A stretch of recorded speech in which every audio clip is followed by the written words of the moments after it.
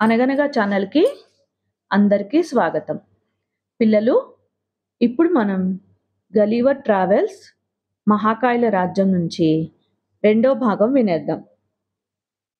యజమానురాలి కుమార్తె గ్లమ్ దాల్క్లిచ్ సుమారు 9 సంవత్సరాల బాలిక. తన బొమ్మకు మంచి దుస్తులు తయారు చేస్తుంది. ఒక ఉయ్యాల కూడా చేసింది. ఆ ఉయ్యాలను నాకు శయనమందిరంగా ఇచ్చింది. ఆమె మాట్లాడే భాష తరచూ విని కొంత నేర్చుకున్నాను. భయం తగ్గింది. గ్లమ్ దాల్క్లిచ్ నాకు కొన్ని చొక్కాలు కుట్టింది. ఆమె నాకు ఉపాధ్యాయురాలు, సంరక్షకురాలు. గ్రిల్ట్రిగ్ అనే పేరుతో నన్ను పిలుస్తూ ఉంటుంది. కొంతకాలానికి ఇరుగు పొరుగు వారికి నా గురించి తెలిసింది. నన్ను ఒక వింత జీవిగా భావించారు. కానీ నాకు కూడా 2 కాళ్ళు, 2 చేతులు ఉన్నాయి. భాష మాట్లాడుతున్నాను. మనిషిలాగే ఉన్నాను. కనుక నన్నొక వింత మనిషి ఆకారంలో ఉన్న చిన్నవాడిగా వారు నిర్ణయానికి వచ్చారు. యజమాని స్నేహితుడు మరో పెద్ద రైతు. నన్ను చూడ్డానికి వచ్చాడు. బల్ల మీద నడవమని నిశితంగా పరిశీలించాడు. వయసులో పెద్దవాడు. కళ్ళకు కళ్ళద్దాలు ధరించాడు. అవి చూసి నాకు నవ్వు వచ్చింది. నా యజమానికి అతడొక సలహా ఇచ్చాడు. వీడొక వింత జీవిలాగా ఉన్నాడు. మళ్ళీ ఈసారి పక్క ఊళ్ళో సంత జరిగినప్పుడు వీడిని తీసుకెళ్ళి అందరికీ చూపించు. మంచి వినోదం, కాలక్షేపం కూడా అవుతాయి అని. ఇంకా నా యజమాని చెవిలో రహస్యంగా కొంతసేపు సంభాషించాడు. వాళ్ళు ఏదో పథకం మీద ఉన్నారని అనుమానం కలిగింది. చాలా బాధపడ్డాను. నా ఆందోళన నిజమే. మర్నాడు గ్లమ్ దాల్క్లిచ్ నన్ను పసిపాపలా తన ఒళ్ళో పెట్టుకుని బాధతో కన్నీరు గార్చింది. నా పట్ల ఏదో కుట్ర జరుగుతోంది. పట్టణ ప్రజలకు నన్నొక వింత మనిషిగా ప్రదర్శిస్తే నాకేమైనా ప్రమాదం జరుగుతుందని ఆమె బాధ, భయము. ఆ ప్రదర్శన చూడ్డానికి వచ్చిన ప్రేక్షకులలో కొందరు ఆకతాయిలు కూడా ఉంటారు. వారు నన్ను కొట్టవచ్చు, నా శరీరం గాయాల పాలవుతుంది అని ఆమె బాధ. నన్నొక వింత జీవిగా పక్క ఊళ్ళో సంత జరిగే చోటుకు తీసుకెళ్లి చూపిస్తారట.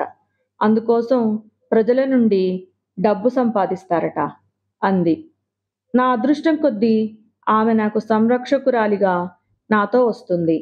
నా భద్రత ఆమె బాధ్యత. సరే అని విన్నాను. ఏమీ చేయలేని నిస్సహాయుణ్ణి. బహుశా నేను కాక ఇంగ్లాండ్ నుండి వేరెవరైనా ఇలా బందీ అయినా చివరికి మా రాజైన అతనికి ఇలాంటి అవస్థ కలిగేది కదా అని, ఇది తప్పించుకోలేనిది అని సర్దుకుని గుండె దిటవు చేసుకున్నాను. మర్నాడు ప్రయాణం. నన్నొక పెట్టెలో పెట్టారు. నా రక్షకురాలు అందులో తలగడ వంటి మెత్తని కుషన్లు ఏర్పాటు చేసింది. గుర్రం మీద ప్రయాణం. దాని ఎత్తు 40 అడుగులు. అది పరుగులు తీస్తుంటే ఆ కుదుపుకు నేను తల్లడిల్లిపోయాను. నా యజమాని తెలివైనవాడు, వ్యాపార అనుభవం ఉన్నవాడు. నా గురించి అప్పటికే ఆ పట్టణంలో విస్తారంగా ప్రచారం చేయించాడు. ఒక సత్రంలో మాకు బస ఏర్పాటైంది. అచ్చం మనిషి లాంటి ఒక వింత జీవి, చిన్నవాడు, ఎన్నో రకాల గారడీలు చేసి వినోదం అందిస్తాడు. తప్పక చూడండి అంటూ ప్రచారం సాగింది.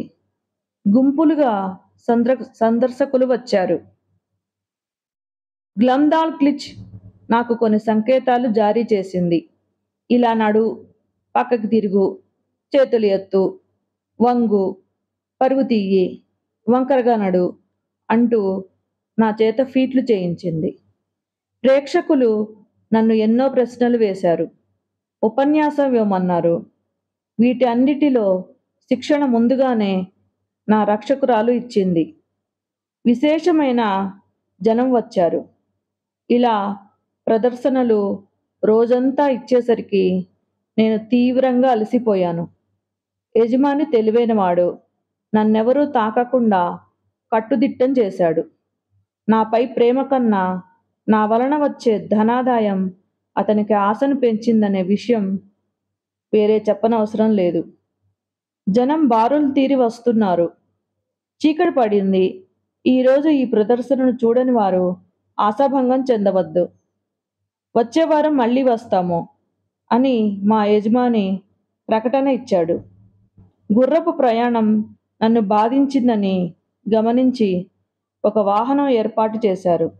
నా బ్రతుకు హీనమైపోయింది. ఇంకా అనేక పట్టణాలకు, నగరాలకు తీసుకుని వెళ్ళి నా చేత ఫీట్లు చేయించి బాగా డబ్బు సంపాదిస్తున్నాడు రైతు. ఊరటనిచ్చే విషయం ఏంటంటే గ్లమ్దాల్ క్లిచ్ నా ఆహారము, సౌకర్యము, నిద్ర, రక్షణ వంటి పనులు ప్రేమతో చేస్తోంది. 1703వ సంవత్సరం ఆగస్టు నెల 17న మేమొక మహానగరానికి ప్రయాణమయ్యాము. 3000 మైళ్ళ దూరం.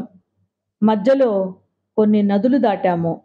అవి గంగా, నైలు నదుల కన్నా పెద్దవి. 10 వారాలు పట్టింది చేరుకోవడానికి. ఈలోగా కొన్ని చోట్ల ప్రదర్శనలిస్తున్నాను. వారి భాష నాకు బాగా వచ్చింది. మిగిలిన కథ రేపు వినేద్దాం. నచ్చితే లైక్ చేయండి, షేర్ చేయండి, సబ్స్క్రైబ్ చేయండి.